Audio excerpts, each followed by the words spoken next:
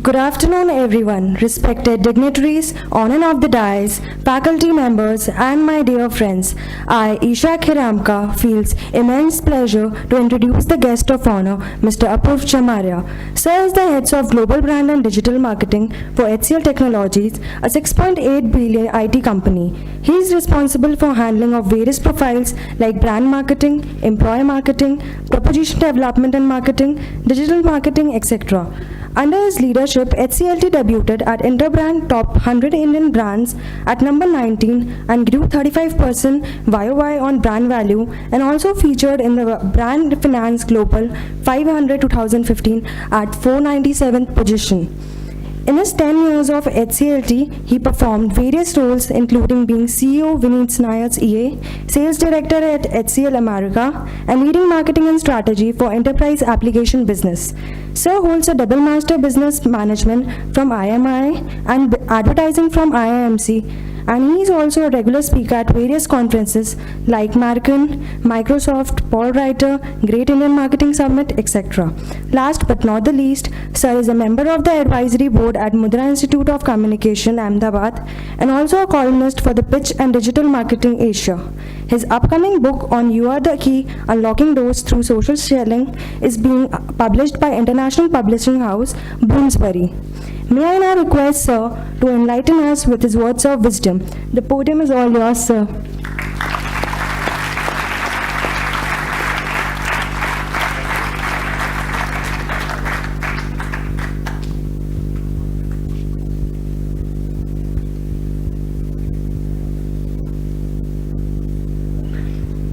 Thank you. Thank you, Isha. It's great to be back on campus, and you have a beautiful campus, so it's a great place to study. And I wanted to thank Professor Bala, other faculty, and the student coordinators for inviting me and having me over here. I'm coming back to Pune after 15 years, and the city has changed a lot. I couldn't recognize it when I got off the flight and I started coming towards the campus. All the familiar landmarks seemed changed. It's been an interesting journey, I think, for the city. On the way here, I was thinking about what should I speak about. I'm a big fan of not using slides. So there are no slides, or I don't believe in death by PowerPoint. So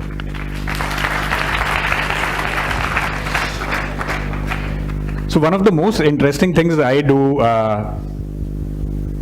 as a part of my role with HCL and also in my personal capacity is talk to a lot of startups. I mentor a lot of startups. I'm a part of startup conferences where I speak. And I personally feel startups are one of the most interesting things happening in the Indian economy right now. So while thinking about what should I speak about, the topic which I finally thought would make sense to you and which hopefully you would have not covered in business school is what makes a company survive or what makes a startup scale. I end up traveling a lot. So last week I was in US, then went to Europe before coming to India. And one of the firms which we work with is Anderson Hovitz. So Anderson is one of the top private equity firms in the world.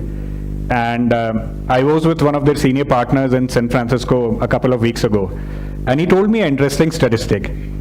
He told me every year almost 3,000 firms are funded in Bay Area. So 3,000 companies successfully raise a lot of money in Bay Area every year. Any guesses on what is the mortality rate? How many companies go out of business or don't make a substantial mark in the ecosystem? 99.99% of companies fail. Is that a good news or bad news? I think it's the best piece of news you could have heard. Because it means if you play it well, you pretty much have no competition. I'm an eternal optimist. So 99.99%, I'll take the probability. It looks good to me. Now, what makes a company fail or survive? Isn't that an interesting question? So there have been management thinkers which have written books like, Built to Last, Good to Great, Jim Collins. And those books were very relevant if you go back 10, 20 years ago, but the world has changed. And it's become a more interesting place. If you look at companies like Amazon, at $100 billion of revenue, their profitability is only 1.5%. If we go back 20 years ago, their market cap would have been nothing because only 1.5% profit.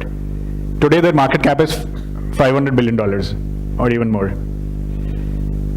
So Michael Porter used to talk about cost leadership or profit leadership. Today we are living in a world of experience leadership. Are you familiar with the word experience leadership? So it's a very interesting word. It basically means that you might not be the most profitable in the short run. You might not be the biggest market shareholder in the short term.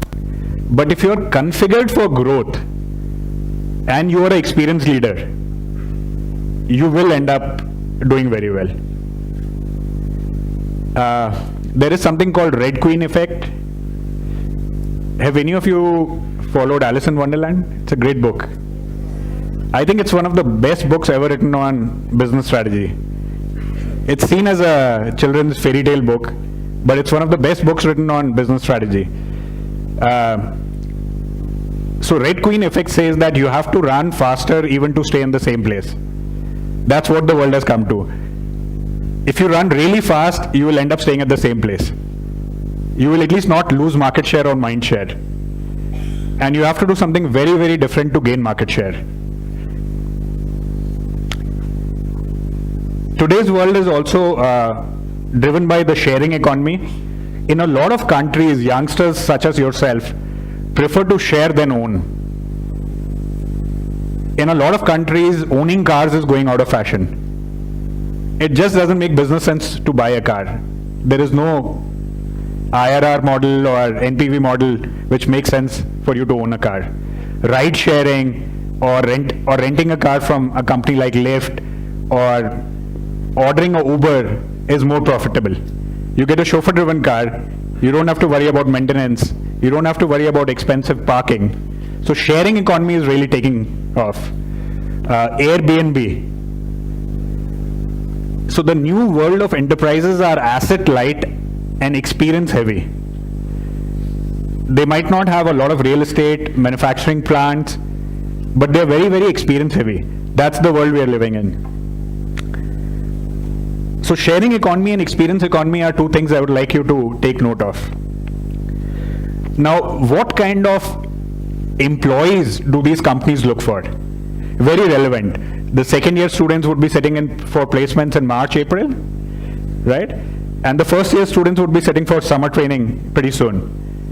So what does this whole experience economy, sharing economy, startups, what kind of attributes do they look for in students, in prospective employees? Very, very important question for you to ponder.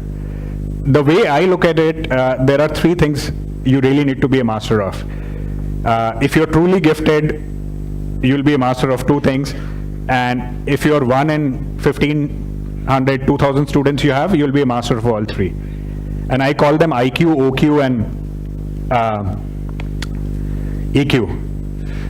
IQ you're familiar with, EQ you're familiar with, OQ is very, very understated and not really spoken about.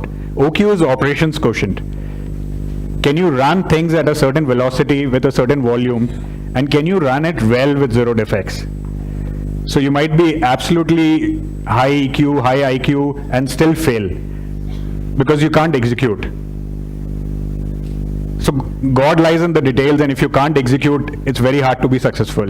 So as students, that's something you should think about. The second is, what kind of knowledge should you gain? And again, there is a rule of three. You should definitely have technical knowledge. You should have business knowledge, and very, very understated, you should have a very high degree of creativity. A lot of business schools, a lot of communication schools, I also end up speaking at a lot of international business schools, often teach you sound fundamentals in finance, HR, marketing, operations, IT, systems, Some of the modern schools also have courses around yoga and spiritual learning. And how many of the curriculum actually focuses on creativity? Einstein said something very interesting. He said, hard work will take you from point A to B. Imagination will take you anywhere. It's a very interesting quotation. If you really work hard and you know where you're going, it will take you from point A to B. It's a very structured, well-defined path. Imagination will actually take you anywhere. So that's the second thing which I want you to think about. If you actually look at most companies, including the companies which come here to recruit, they are mostly companies which have been configured, organized to minimize risk. So the whole behavior, the company culture is around risk avoidance. It's very SOP driven. It's very process driven. It's very rules driven. And a lot of companies take pride in being rules driven. I'm here to tell you something. Rules can again take you from point A to B. Imagination can take you everywhere. So companies which are configured to minimize risk don't maximize speed and freedom, which are very, very important for an experience economy. These companies are slow by design. For everything there is a rule. If you want this done, go to person A, he will approve it, then it'll go to person B, then it'll go to person D, and finally a thing will get approved.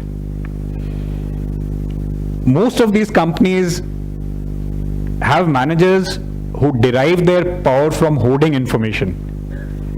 Your source of advantage in the company is hoarding information. I have this spreadsheet which nobody else has. I have a bunch of financial numbers which nobody else has. Failure is often very expensive and long drawn. You have managers who create very long project plans and then work according to rules to deliver them. And it's an expensive failure. And finally, the decision making is very, very centralized.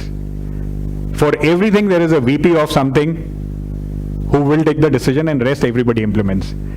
These companies assume that only the senior managers know what is right for the company.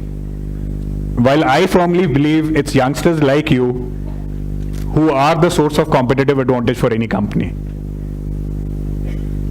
Now, how do we enable smart managers like you who are starting? Average age of a young Indian founder is 28 to 30. So if companies really want to tap into the young energy, how should they enable student managers or professional managers like you? I think it's a very, very, it's almost like an urban legend that people only work for money. Do you really believe that people only work for money? Yeah. I think a lot of companies do. So at least you know better, and I'm very happy to hear that answer. If people only work for money, then there is no difference between a coin-operated machine and a person, right? There's a very famous study, I think Gallup did it, which basically says most high-performance individuals work for either mastery, which means they really want to be the best in something. It could be best in working capital management, best in campaign management, best in media planning. Secondly, youngsters like you work for purpose. Is there a higher purpose the company believes in? It can't be selling more soaps. That's not higher purpose. It can't be selling more shoes. That's not higher purpose. Does your company make you feel you're changing the world? Is there something big? So I was very happy to sit in and listen to the gentleman from TAG. I think he was talking higher purpose. Making sure people don't lose their valuables. There is a core business problem they're solving. And the third and often underrated fact is people work for autonomy. Is there someone sitting above you who's always telling you what to do? Would you like that? Do you enjoy a sense of freedom, taking decisions, being responsible? Right? So people, most talented and exceptional people work for mastery, autonomy, and purpose. When you're looking out for jobs or for your summer training, look for a project or for a company which allows you these three things. Employees also care tremendously about the culture their company has. You want to work in a place which makes you want to get up in the morning and go to office. You want to work for people who excite you, who stretch your mind, who make you feel alive. Otherwise, every next year of your life will become more boring than the previous one. Money will cease to matter. You will have the next big car, you will have a bigger house, you will have a smaller cell phone, a smaller credit card, more legroom in your flights. But that will cease to excite you. What will really matter is, are you alive? Do you feel good? Are you making a change in this world? So let me tell you 10 rules which I've seen very successful companies, startups use very well. And feel free to chime in if you have heard otherwise. So the first rule is, and I actually call it the rule of 300. Have any of you seen the movie 300 and do you like it? Excellent. So I can see that I'm in the middle of Spartans here. The best teams are very small teams. The best class sections are sections which don't have more than 45 to 60 people. I know it's very fashionable in some business schools to have sections of 150, 200. I think it's very, very poor organization configuration design. Why are the best teams small teams? In fact, Jeff Bezos, who's the founder of Amazon, has something interesting to say. He says, any team which needs more than 2 pizzas for a lunch meeting is a team wired for failure. Interesting, right? Small teams are the best because there is always a constraint for bandwidth. I think the most innovative teams are the ones who are constrained for resources. If I give you everything you want, anybody can do the job. You don't need to be an exceptional manager. Frugality, constraints are what breed innovation. So the best teams are, if you need 20 people to do a job, you only have 15 people. You should always keep workplaces crowded and constrained. This fosters serendipitous connections. If you work on a floor where 1,000 people work and you're just an employee number or a student number, you have no idea what that other person's background is, what he or she knows. There is very little chances of you making a breakthrough innovation. So the first rule is keep teams small. The second rule is organize around impact and not around seniority. Very counterintuitive. How do firms work? Usually the senior most person is the person with the most experience. Isn't that right? Why does it need to be? There are exceptions to the rule, but usually the senior most person is the person with the most experience. What does most experience mean? Doing same thing for 20 years, does it make you more experienced? Right? So organize for impact and not experience. Organize for impact and not seniority. The third thing which you're often taught in business schools and in a lot of competitions and magazines and books will talk about it, the importance of having a business plan. Let me give you an eye-opener. Business plans are highly overrated. In your finance class, you will be taught to do a 5-year cash flow projection. Right? Highly overrated. The startup industry and most high growth industries completely change every 3 months. So if you invest a lot of time creating a business plan, creating cash flow statements, creating slideware, you'll be probably very good as an accountant, but not very useful as a business leader. More important than having a very sound business plan is having a very sound foundation. The economy will change, your competition will change. While you'll be working on your business plan, your competition will come from a 14-year-old kid who's writing software in his bedroom and who's possibly not even gone to school. How will your business plan protect you from that? You'll be completely blindsided. Any thoughts? Let me take a pause here. Does it make sense? Do some of you want to? Excellent. Another interesting part. So when I say your business should be based on a strong foundation and not a strong business plan, what is a strong foundation? Yeah?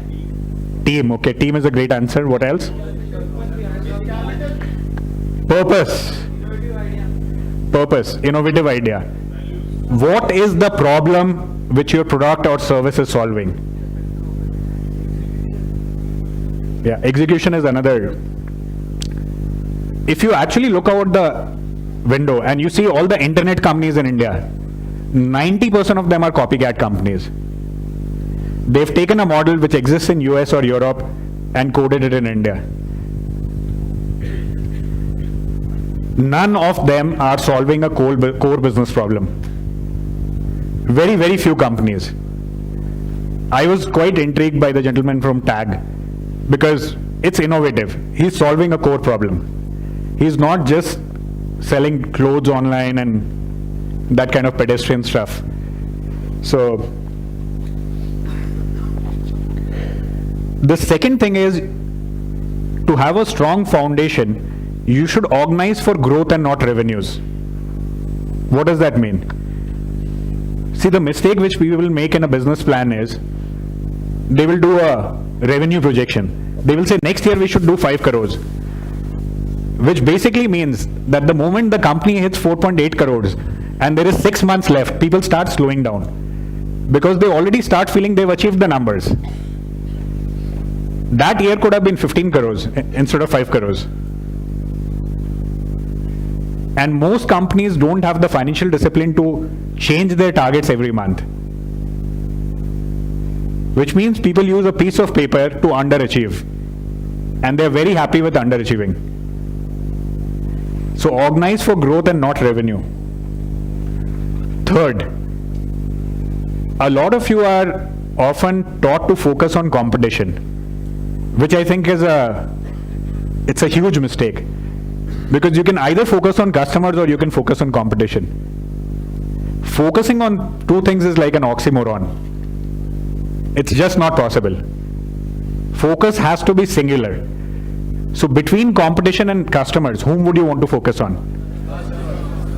You already have all the right answers, which is great. Keep an eye out for competition, but don't be competition focused. Competition focus will only make you a fast follower. Which means my competition has done this, I should do it.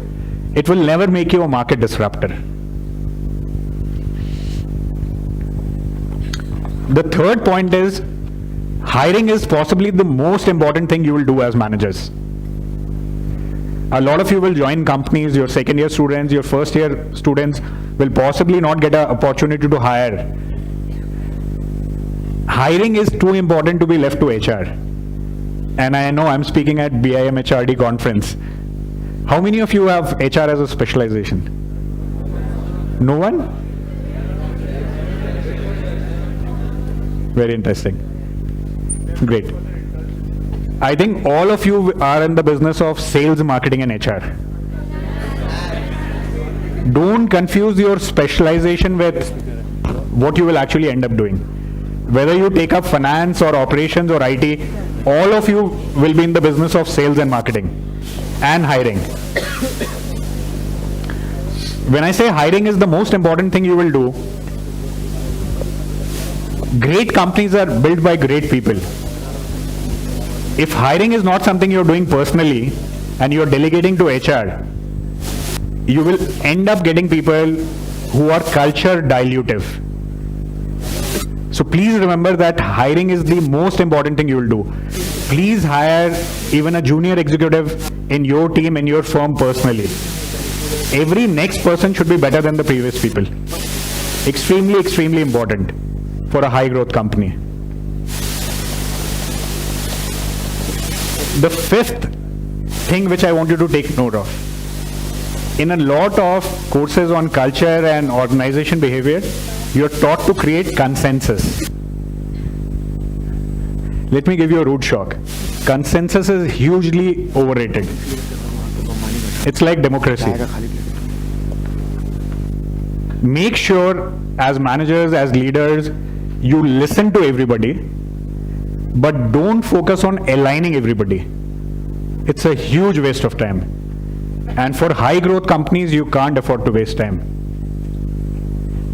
Make sure your culture focuses on listening to everybody, taking a decision, and making sure everybody backs the decision once the decision has been taken. Let's talk about communication. In communication, my only feedback is, when you're talking about communication, default to open. I've seen a lot of companies where managers don't cascade well, which means information hoarding.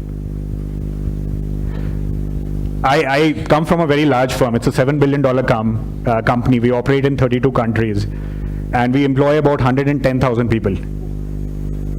Every year we hire 900 MBAs. So it's a pretty large firm by any size.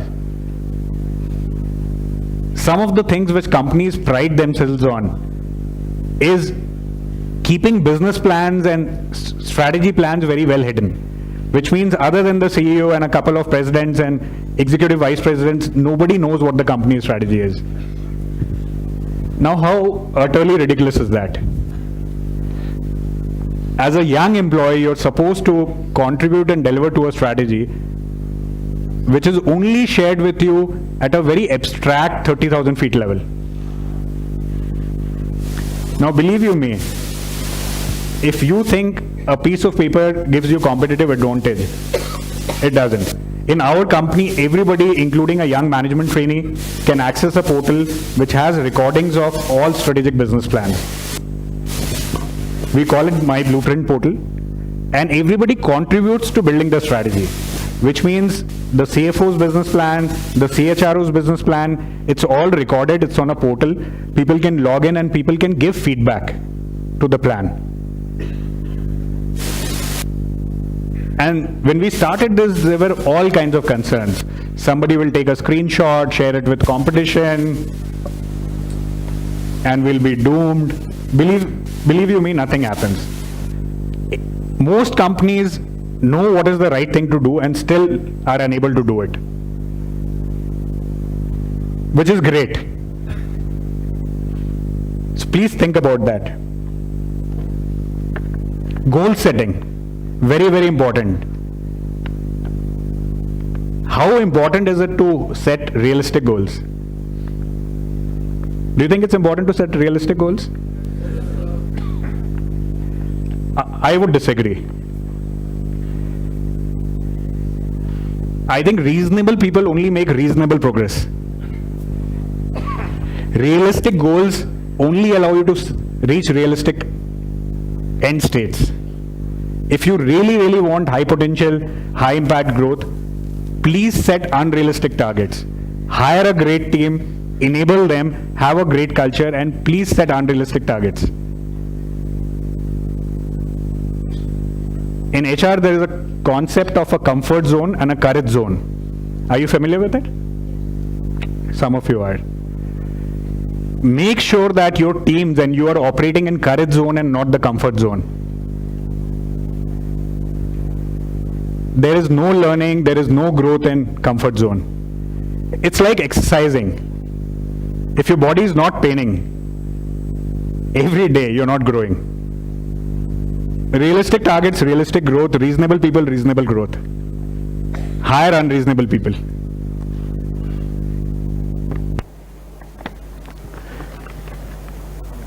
one of the interesting things which you will hear a lot of people speak about it is software is eating the world.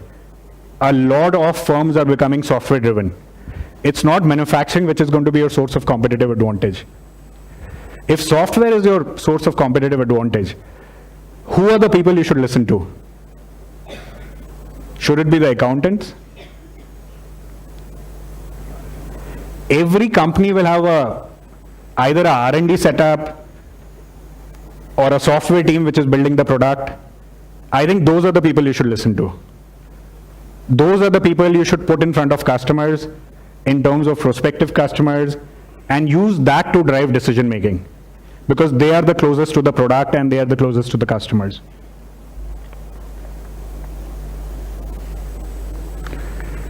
One final piece of thought. Try to imagine the unimaginable.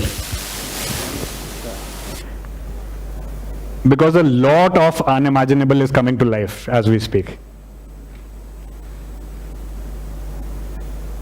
Anybody who tells you it can't be done, it's great, because there are going to be a lot of people like that person who feel it can't be done, which means there is a great business opportunity there.